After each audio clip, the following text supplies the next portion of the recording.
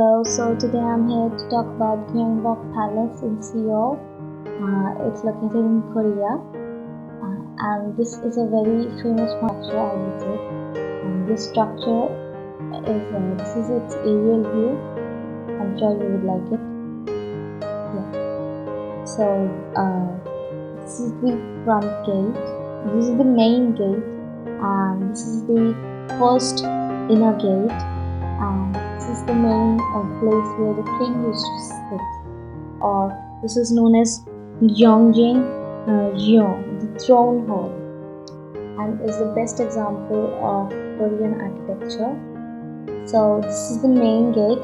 Its name is Gyeongbok Palace, and it's having 3 gates, and there are 2 layers, as we can see, and it's having a very fascinating design, which I'll be talking about in other picture, which is much more clear. It's not having very good history, as during Japanese invasion this gate was destroyed, and it is the rebuilt form of that gate. And now you can see the design that they have made. It's very pretty. They have worked a lot.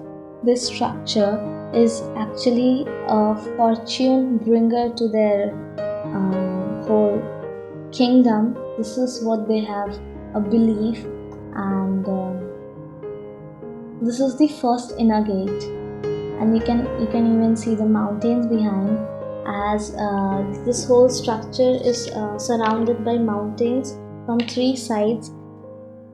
And this structure is also very famous for its architecture, as people get fascinated about it.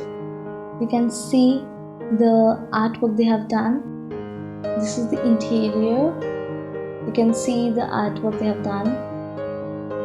This is the same type of thing that we saw outside, and it supports the whole structure. Along with it, it is providing the beauty of architecture, as they have shown it in a very beautiful way. These things in a very synchronized manner, which is making it structurally stable. And the second thing is that they have done artistic work over there, which is making it unique, and because of which it looks very pretty for the outsiders who come and visit these places. This is a closer look. You can see how symmetric it looks from the front view, and you can see its whole look is changed, because these are not cut straight. These are having their own structures. They are cut in a very beautiful manner, which if we see from the front side, we'll be looking at a straight line, but when we'll be seeing it from a different angle, we can see the actual cutting of these things. You can see here, if you notice it, you can see here. This cutting is what is making the difference if we look it from the side view. I'll show you such pictures even. This chamber-like structure is also having such designer artistic cutouts, which is making it unique. And similarly, you can see these cutouts again providing the support, taking the support of these pillars, along with providing the support to the ceiling. This is the throne hall that I was talking about. You can see again how they have worked. And this is a special elevated thing that makes it look much more higher than other structures in this area, and such similar structure. And you can see 3 parts over there: part 1, part 2, and part 3. The part 1 and part 3 are for other people, and this middle zone is actually for the king, who used to pass by this.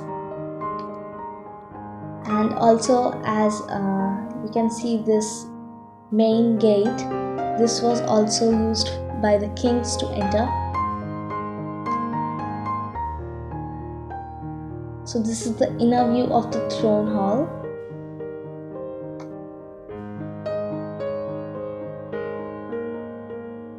Yeah, this is the inner view of the throne hall, and you can see how they have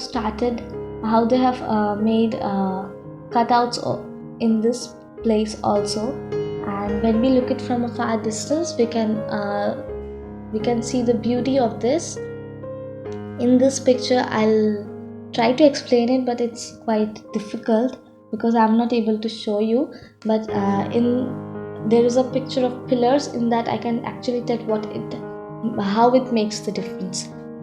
So you can see the ceiling, how much artistic work they have done, and again you can see these in different angles. They show different type of designer stuff. When we are exactly perpendicular to its edge, then we can see a straight line, and when we change our angle, and at that time we can see the cutouts, which make it look much more beautiful. And in this position, it makes it look much more symmetrical. And in this part also, you can see smaller structural help providing things. So these are also for the same purpose. And you can even look at the beams. They have painted these beams in a very beautiful manner. And this location is a very beautiful location in reality. You can see this structure. It's actually hexagonal, and it is having a pathway, and this is a bridge. The king used to stand here and he used to practice archery. This is the close-up view. As I told you, it's surrounded by flowers and such trees. You can see this was actually a garden, and the queen and the other royal people used to come here and they used to relax. Yeah, this was what I was talking about, which is giving it a perspective look. You can see how these pillars look like if they'll be merging at a point. There are so many Hindu temples where they have pillars, many pillars aligned like this, and they seem like touching at a point. And when we'll be entering, we'll be looking like they are fading away. The distance, the perspection distance is increasing, and that is what I'm talking about. If in that picture they are showing such structures, from a distant view they'll be looking very nice, and you can even see the artistic work they have done and how it is looking, how good it looks. There is a ratio between all these points, and which is making it look much more fascinating. It's because architecture is not only about this design thing, it's also about how we can look things illuminative. Yeah, you can see at these structures now, they are carved in such a beautiful manner, and they are painted in a very contrast shades, and which makes it a very unique structure, I would say. And I had a doubt if anyone can tell me why these small animal-like structures are there, or they are human structures. Can anyone tell me? Then please let me know in the comment section below. And also you can see these cylindrical pipe-like structures. They are also very fascinating. Can you see these pillar-like structures? They are very fascinating, and they are above the roof even. And in many of the structures I have shown you, it's there, and it's what is making the Korean architecture much more different from all the other architectures in the world. And you can see these flowers painted. They have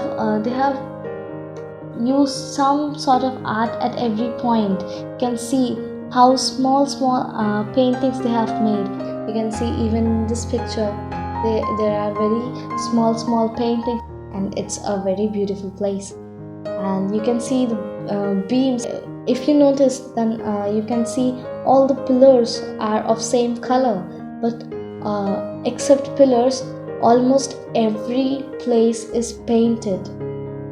That is what is making the pillars look much more nicer with these sort of beams, and when they come up together, they are making patterns. You can see this is the art. You can see, right? And again, see these beams. Why they have painted beams? Beams are almost like pillars, but they have painted it just to make the difference, just so that when beams will be connecting to the pillars, we can pay the close heat to the beams and not the pillars.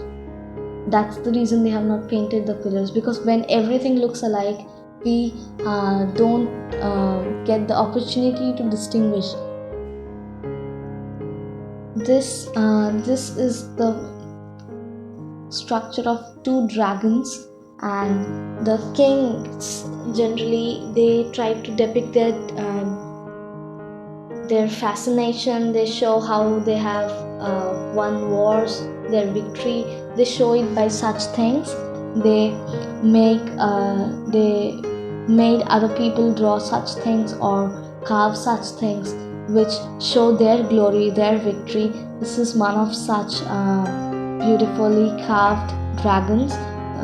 These dragons depict the glory of the king, and there are so many other such structures, but I have kept this picture because most of the people have seen this picture and they'll be easily able to relate. And there are other structures even over there, and they are in different places which might not be that much noticed by the people, but there are other bad structures or something which they have their own significance for. How these things are actually cut out. They provide structural benefit as well as they are providing beauty to it. Yeah, you can see these paint work they have done. They have painted every small point, making everything unique and making every point a valuable point to focus on. Yeah, now you have to play a close heed. How many layers do you see? 1, 2, 3 and 4. But actually, there are only 2 layers. There are only 2 layers. I'm showing you only 2 layers. But in this picture, you can see there are 4 layers. So are there actually 4 layers? The answer is no. The way they have made it looks like a 4 layer. This is how people get fascinated about architectural beauty, as when they see it from a distant place, they can see only 2 layers, and when they come closer, they see it from a lower angle, they can see 4 layers, and they get astonished by such things. Basically, they have made a layer of cylindrical structures and a layer of cuboidal structures, which is making the difference. And they have placed these things at the same place for the structural stability. You can see the artwork they have done. A lot of hard work. There are snake-like structures over here, and how they have shown everything interlocked with each other.